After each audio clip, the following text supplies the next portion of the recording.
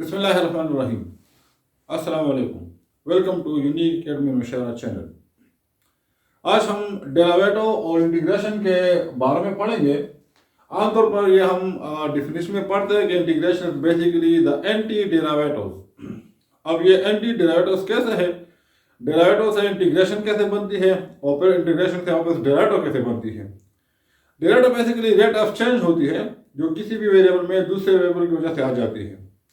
अब उस चेंज को खत्म करने के लिए फिर हम इंटीग्रेशन यूज करते हैं। अब इन दोनों का उसमें क्या रिलेशनशिप है वो आके हम एक एग्जाम्पल में क्लियर करेंगे। अगर आप हमारे चैनल पर नए हैं तो हमारे चैनल को सब्सक्राइब कीजिए और वीडियो अच्छी लगे तो एंड तक देखिएगा और दोस्तों के साथ शेयर भी कीजिएगा, लाइक भी दीजिएगा, कमेंट में अपना तासुर भी दीजिएगा। जी शुरू करते हैं हम एक सिंपल एग्जांपल से कि सपोज कर ले हमारे पास y एक फंक्शन है 4x³ - 2x² + 10x - 8। हम इस फंक्शन का डेरिवेटिव लेते हैं। लेट्स से मैं कह रहा हूं कि taking derivative on both sides पे इसकी डिफरेंशियल लेते हैं d/dx of d of 4x into 4x³ - 2x² + 10x - 8। Video का एंड तक देखिए, गौर से देखिए, तो हम स्टेप बाय स्टेप करवा देता हूं आपको। इंटीग्रेशन और डेरिवेटिव के दरमियान रिलेशनशिप का पता चल जाएगा। डेरिवेटिव में हम यूं करते हैं कि सम एंड प्रोडक्ट रूल के मुताबिक हम फंक्शंस को, हर फंक्शन की अलग अलग डेरिवेटिव ले लेते हैं। यहां पर भी हम इन फंक्शंस को अलग अलग कर देंगे और हर फंक्शन की हर टर्म की अलग अलग डेरिवेटिव ले लेते हैं। हमने पढ़ा था कि कोएफिशिएंट बाहर निकाल लेते हैं और वेरिएबल पे डेरिवेटिव आ जाती है। कोएफिशिएंट बाहर निकाल लेते हैं और डेरिवेटिव वेरिएबल पे आ जाती है। इसी तरह हम इस 10 को भी बाहर निकाल लेंगे, यहाँ पर ये हमारे पास हो जाएगा। और ये हमने पढ़ा था डेरिवेटिव में कि कांस्टेंट की डेरिवेटिव हमेशा के लिए 0 के बराबर होती है। 8 चूंकि कांस्टेंट है तो इसकी डेरिवेटिव 0 जाएगी। अब पावर रूल के मुताबिक हमारे पास ये जो 3 होगा ये आगे आ जाएगा, 3 के पावर से 1 माइनस हो जाएगा, -2 आगे आ जाएगा, 2 के पावर से 1 माइनस हो जाएगा, +10। x का डेरिवेटिव हमारे पास 1 है, ये 0 है, लिखने की जरूरत नहीं है।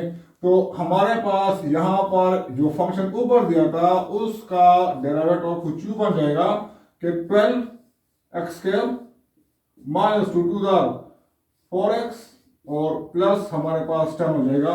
ये हमारे पास इस ऊपर वाले फंक्शन का डेरिवेटिव आ जाएगा। अब ये हमारे पास मिसाल समझ लें कि एक डेरिवेटिव फंक्शन दिया था, इसका हमने डेरिवेटिव लिया था, ये आंसर आ गया। अब इस आंसर से हम ये वाला सवाल वापस कैसे लाएंगे। इंटीग्रेशन चूंकि एंटी डेरिवेटिव है, इस वजह से एक एंटी डेरिवेटिव का प्रोसेस कर देंगे जिसको हम इंटीग्रेशन कहते हैं। तो इस आंसर से हमारे पास वही सवाल वापस आ जाएगा, यानी कि ये चेंज है, ये चेंज खत्म हो जाएगा तो हमारे पास ओरिजिनल फंक्शन आ जाएगा। कैसे देखें, इस फंक्शन को हम दोबारा लिख देते हैं dy/dx = हो जाएगा 12x² - 4x और प्लस हमारे पास 10। अब यूं कर लेते हैं कि जो dx है इसको यहां पर शिफ्ट कर लेते हैं तो हमारे पास यहां पर सिर्फ चेंज इन y आ जाएगा, 12x² - 4x + 10 और ये dx हमारे पास यहां पे आ जाएगा। अब इस चेंज यानी कि d को खत्म करने के लिए हम इसकी इंटीग्रेशन ले लेते हैं, taking integration on both side. ये जो हमारे पास सिंबल है ये इंटीग्रेशन का सिंबल है, यहां पर भी इंटीग्रेशन ले लेंगे। इंटीग्रेशन हम 12x² - 4x + 10 इस पे भी ले लेंगे जी।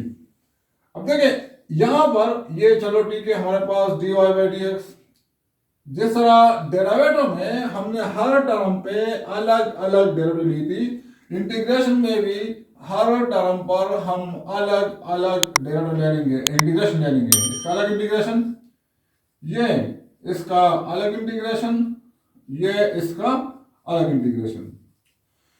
जिस तरह वहां पे पढ़ा था कि कोफिशिएंट को बाहर निकाल देते हैं, यहां पर भी कोफिशिएंट को बाहर निकाल देते हैं। ये 4 बाहर चला गया, dx 10 बाहर चला जाएगा, अंदर कुछ नहीं बचा तो x बचा। यहां पर ये हम इसको dy/dx कर देते हैं। अब गौर से देखें, यहां पर हमने एक रूल पढ़ा कि हमारे पास x का डेरिवेटिव जो है वो हमारे पास 1 है। चूंकि अभी हमने पढ़ा है कि इंटीग्रेशन जो है वो बेसिकली एंटी डेरिवेटिव है, तो 1 का हमारे पास इंटीग्रेशन जो होगा वो x हो जाएगा। यानी कि ये जो एंटी डेरिवेटिव है ये इस डेरिवेटिव के साथ कैंसिल हो जाएगा, आपके पास होना जाएगा। ये हमारे पास यहां पे खत्म हो जाएगा, तो ये y आ जाएगा। ये 12 अपनी जगह पे है। अब देखिए, डेरिवेटिव में हम पावर रूल जब कर देते हैं तो पावर रूल में हमारे पास यूं होता है कि ना पावर आगे जाता है, पावर से एक माइनस हो जाता है। इंटीग्रेशन में हमारे पास प्लस उलट हो जाता है।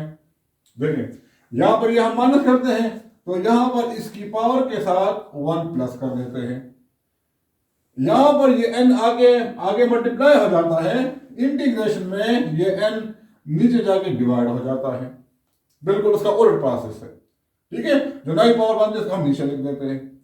अब देखिए -4 s की पावर यहां पर 1 है, इस 1 के साथ 1 प्लस कर दे, डिवाइड पे 1 प्लस 1 कर दे, माइनस प्लस 10 1 का इंटीग्रेशन, 1 का डेरिवेटिव x का डेरिवेटिव हमारे पास होना रहा था, 1 का इंटीग्रेशन हमारे पास x आ जाएगा। अब देखिए इस सवाल में ओरिजिनली इस फंक्शन के साथ एक कांस्टेंट मौजूद था, 8 हमारे पास यहाँ पर एक कांस्टेंट है। इंटीग्रेशन में हमारे पास सवाल के एंड में यहाँ पर एक c लिख देंगे, जिसको कॉन्सेप्ट ये होगा कि अगर इसके ओरिजिनल फंक्शन के साथ कोई कांस्टेंट है जो डेरिवेटिव के प्रोसेस में 0 हो गया था, तो यहाँ पर हम एंड में वो c लिखेंगे। आगे जाके मेरा आप सीखेंगे कि c हम कैसे मालूम करते हैं। अब देखें ये y is equal to 12x³ divide by 3 minus 4x² divide by 2 plus 10x plus c।